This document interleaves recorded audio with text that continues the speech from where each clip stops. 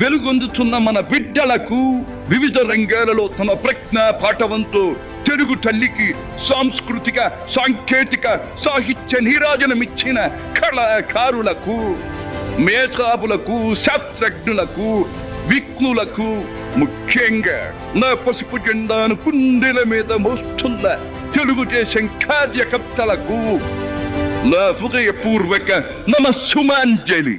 సరిగ్గా 43 ఏళ్లయింది నా తెలుగు వారి కోసం, నా తెలుగు జాతి ఆత్మ గౌరవం నిలపడం కోసం తెలుగుదేశం పార్టీ స్థాపించి.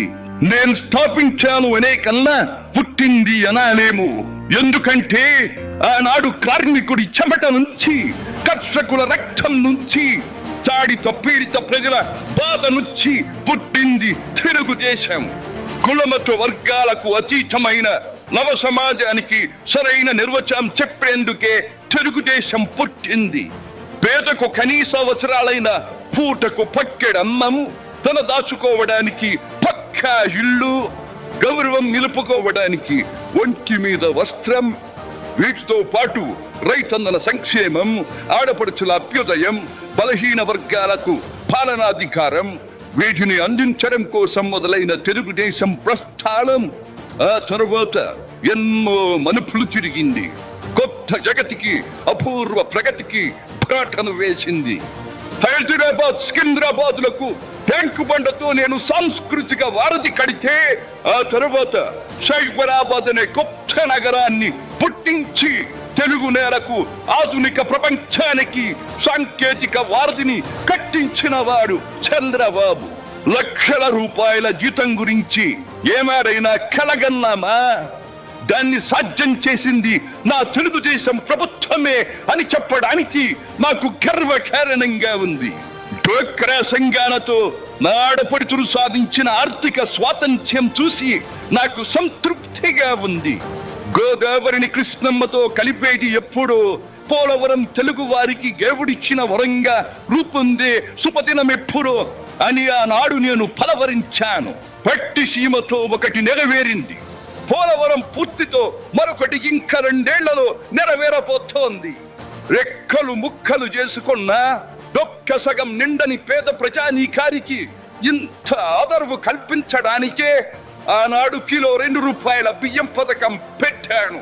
అటువంటిది P4 కార్యక్రమంతో పేదకు పేదరికం నుండి విముక్తిని కలిగించి బంగారు కుటుంబంగా తీర్చిదిద్దే చంద్రబాబు ప్రణాళిక అహో అద్భుతం, మహాద్భుతం.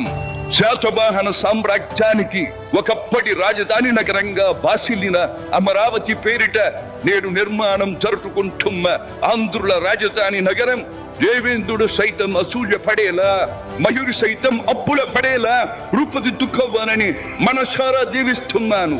క్రమశిక్షణాపూరితమైన అభ్యుదయ సమాజ నిర్మాణ శక్తిగా యువతను మలచడం కోసం ఆనాడు నేను కలను కన్నాను. యువగణానికి ప్రాధాన్యమిచ్చి యువశక్తికి పదును పెట్టి నా కలను నేడు తీరుస్తున్నాడు నా మనవడు లోకేష్. అంతేకాదు, అధికారానికి సరైన నిర్వచనం మానవ సేవ అని ఆనాడు నేను పాటించిన నియమాన్ని నేడు గతంలో ఆచరించి పార్టీ కార్యకర్తకైనా సాధారణ పౌరుడికైనా అండగా నిలుస్తూ నా వారసత్వానికి వన్నెదిస్తున్నాడు లోకేష్.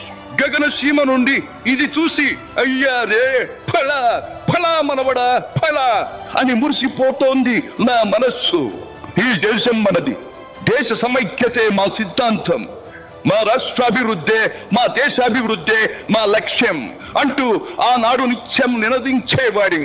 ఈనాటి వికసిత భారత్, వికసిత ఆంధ్రప్రదేశ్ గురించి వింటుంటే ఇదే కదా నేను కోరుకున్నది అనిపిస్తోంది. చివరిగా ఒక్క మాట, చెరుగు నేల నలు చెరుగులా పాడి పంటలతో పారిశ్రామిక వికాసంతో పరవశించాలని, తెలుగులాట ప్రతి ఇంట నిత్య వసంతాలు చెందాలని, ప్రజల కోసం అంకిత భావంతో ప్రభుత్వం చేస్తున్న కృషి ఫలితం కావాలని ఆకాంక్షిస్తున్నాను. సెలవు. సర్వే జన సుఖినో భవంతు.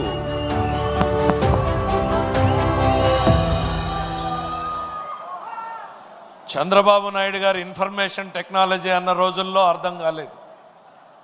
ఇప్పుడు ఆర్టిఫిషియల్ ఇంటెలిజెన్స్, క్వాంటమ్ టెక్నాలజీ అంటుంటే ఇంకా